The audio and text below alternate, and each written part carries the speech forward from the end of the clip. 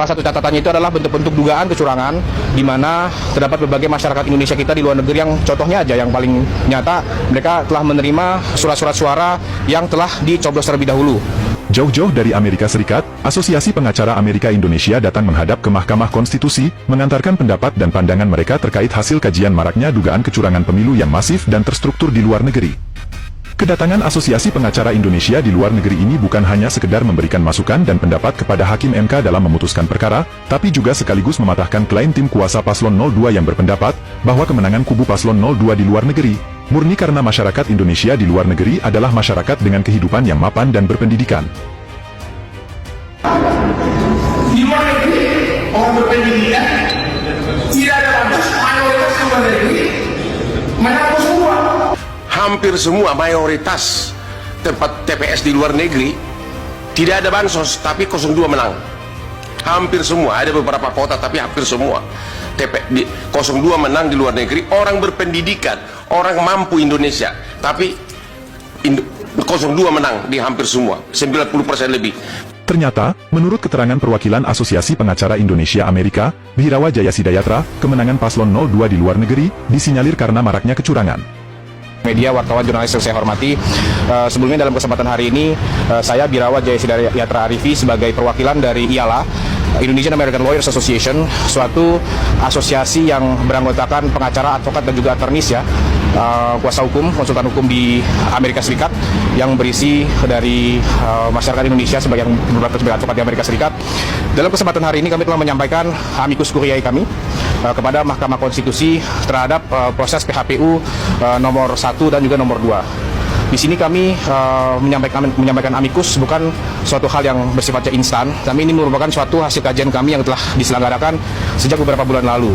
Lebih tepatnya sejak bulan Oktober, yang dimana Oktober tahun 2023, di mana kami telah menyelenggarakan, IALA telah menyelenggarakan berbagai macam diskusi ilmiah, akademik, secara online ya, webinar, dan juga secara offline dengan mengumpulkan berbagai macam narasumber yang kompeten dan ahli di bidangnya, serta juga kami telah menyampaikan surat kepada KPU pada bulan Januari tahun 2024 ini, yang dimana surat tersebut menyampaikan beberapa hasil kajian dari IALA terhadap proses penyelenggaraan pemilu yang berlangsung di luar negeri.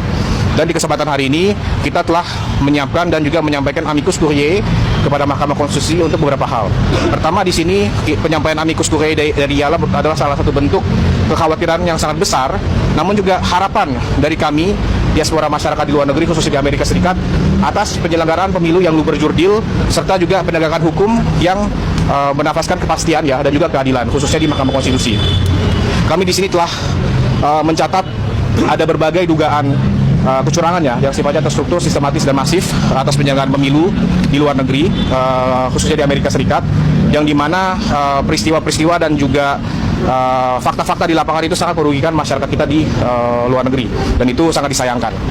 Berikutnya juga di sini kami menaruh harapan yang sangat besar kepada Mahkamah Konstitusi sebagai pelindung demokrasi dan juga pelindung konstitusi kita, agar Mahkamah Konstitusi selalu mengingat masyarakat selalu berada di belakang MK.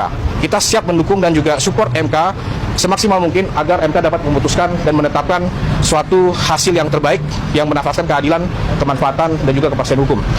Yang membuat amicus curiae ini istimewa dan berbeda dari amicus-amicus sebelumnya yang telah disampaikan kepada MK adalah amicus ini telah disusun dan dipersiapkan dan dikirim dari jarak 16.000 km dari MK, di mana amicus ini telah dikirim dari Amerika Serikat, dari New York, dan tiba di Jakarta, dan pada kesempatan hari ini kami sampaikan dan kirimkan kepada Mahkamah Konstitusi. Harapan kami sangat banyak dengan sangat besar, karena kenapa? Proses pemilu ini pastinya akan berdampak besar kepada nasib masyarakat Indonesia. Namun kita juga harus mengingatkan kepada MK bahwa masyarakat ada di belakang MK, dan dengan proses amicus ini kita memberikan bentuk nyata bahwa masyarakat terus mendampingi dan juga mendukung dalam proses PHPU ini. Kurang lebih seperti itu dari IALA. Apakah ada hal yang mau ditanyakan? Mas, kira-kira poin peristiwa apa yang disoroti dari IALA di Pilpres kali ini? Ya, karena di sini memang fokusnya itu adalah diaspora di luar negeri. Di sini kami melihat beberapa fakta-fakta yang jadi dasar kajian kami, khususnya fakta-fakta yang telah dihadapi, dirasakan dan dialami secara langsung oleh masyarakat Indonesia di luar negeri. Salah satu catatannya itu adalah bentuk-bentuk dugaan kecurangan, di mana terdapat berbagai masyarakat Indonesia kita di luar negeri yang contohnya aja yang paling nyata, mereka telah menerima surat-surat suara yang telah dicoblos terlebih dahulu, di mana itu itu sudah dilaporkan juga ke Bawaslu, dan itu juga menjadi salah satu catatan penting kami ketika kita menyampaikan surat kepada KPU di bulan Januari kemarin. Jadi tepat sebulan sebelum pemilu berlangsung, kami sudah menyampaikan surat ke KPU atas kajian kami dan juga dugaan-dugaan kecurangan yang telah kami periksa dan kami terima laporan-laporannya di luar negeri. Selain itu juga kami juga sangat-sangat menyayangkan fakta-fakta dan juga peristiwa yang dialami oleh masyarakat Indonesia di luar negeri, yaitu salah satu contohnya ketika surat suara telah diterima sebelum pada jadwal pencoblosan atau jadwal yang telah ditentukan oleh penyelenggara pemilu luar negeri. Ini kan menimbulkan suatu kebingungan yang sangat-sangat masif ya di kalangan masyarakat kita, diaspora Indonesia di luar negeri, sehingga itu dapat mencederai integritas penyelenggaraan pemilu, dan ini merupakan salah satu bentuk kajian yang kita lakukan untuk bisa mengawal proses pemilu dan demokrasi di Indonesia. Kurang lebih seperti itu. Ada negara atau kasus yang spesifik jadi sorotan nggak? Pastinya, karena kan di sini kita dari Indonesian American Lawyers Association yang kita kawal secara terus-menerus adalah proses pemilu yang berlangsung di Amerika Serikat. Karena di Amerika Serikat itu berbanyak negara bagian, salah satu negara yang memiliki populasi atau demografi masyarakat Indonesia terbesar ada di Amerika Serikat. Jadi memang kita melihat fakta-fakta dan juga banyak laporan yang datang dari diaspora Indonesia kita di Amerika Serikat. Mas, rekomendasi apa yang diberikan oleh Ya, di sini kita ada beberapa poin, namun saya akan sampaikan pokok-pokoknya. Di sini kita sangat berharap kepada Mahkamah Konstitusi agar dapat memberikan suatu putusan yang adil dan juga bernafaskan kepastian hukum dan juga kemanfaatan. Kita berharap Mahkamah Konstitusi dapat memutuskan serta memeriksa seluruh amicus curiae yang telah dikirimkan oleh berbagai elemen masyarakat, karena di sini adalah bentuk perhatian kami masyarakat Indonesia, khususnya diaspora di luar negeri, yang turut serta mengawal proses pemilu dan demokrasi di sini. Jadi Pak, saya juga yakin sudah banyak sekali amicus-amicus yang disampaikan oleh masyarakat kita. Dan di sini kami sangat-sangat berharap MK yang mulia, hakim-hakim konstitusi kita dapat berkenan untuk membaca satu persatu, karena ini merupakan satu bentuk kecintaan kita terhadap demokrasi dan juga terhadap negara Indonesia. Seperti itu kurang lebih ya. Ya, pastinya di sini kan kita mengharapkan keputusan yang seadil-adilnya dari hakim-hakim konstitusi. Di sini kita hanya menyampaikan bahwa rekomendasi-rekomendasi dari amicus curiae yang disampaikan oleh IALA ini merupakan dari hasil kajian yang sudah kita lakukan terhadap kondisi yang kita hadapi di luar negeri. Dan hal-hal tersebut nantinya harus diketahui oleh hakim konstitusi kita yang terhormat dan yang mulia itu, agar putusan yang nanti dapat diberikan dapat mencerminkan keadilan, khususnya bagi pemilih-pemilih yang ada di luar negeri. Jadi kita berharap di sini secara konkret agar Mahkamah Konstitusi dapat berkenan mempertimbangkan apa yang telah kami sampaikan dalam amicus ini, agar kedepannya seluruh segenap kepentingan masyarakat dan diaspora Indonesia di luar negeri, khususnya di Amerika Serikat, dapat dipertimbangkan dan juga dapat dipenuhi. Kurang lebih seperti itu. Singkatnya Mas, berarti menerima gugatan 1 dan 2 ya, KSU dan pastinya di sini kami posisinya dalam sikap yang mendukung, karena kan amicus ini merupakan salah satu bentuk yang mendukung pihak pemohon dari PHPU nomor 1 dan nomor 2. Ya. Ya.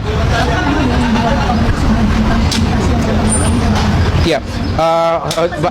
Ya. Ya, bahkan kalau misalnya kita lihat beberapa laporannya, ada dugaan-dugaan yang menunjukkan bahwa itu terjadi sebelum Oktober. Namun kan pastinya kita harus memverifikasi dan memeriksa apakah laporan-laporan tersebut itu valid dan apakah sudah sesuai dengan fakta yang berlaku di lapangan. Namun setelah kita kumpulkan sejak bulan Oktober, kemudian bulan November, bulan Desember, dan pada akhir bulan Januari kita sudah melakukan suatu kajian yang mendalam ya, berdasarkan landasan akademis dan fakta-fakta yang berlaku. Di situ kami membuat suatu surat kepada KPU yang berisi kecurangan-kecurangan yang kami duga telah terjadi terhadap diaspora di luar negeri. Jadi di situ kita melihat kalau dari segi timelinenya sih nggak bisa dipastikan sejak kapan dimulainya. Namun yang kita ketahui bahwa ini sudah terjadi jauh sebelum penyelenggaraan pemilu berlangsung. Oke.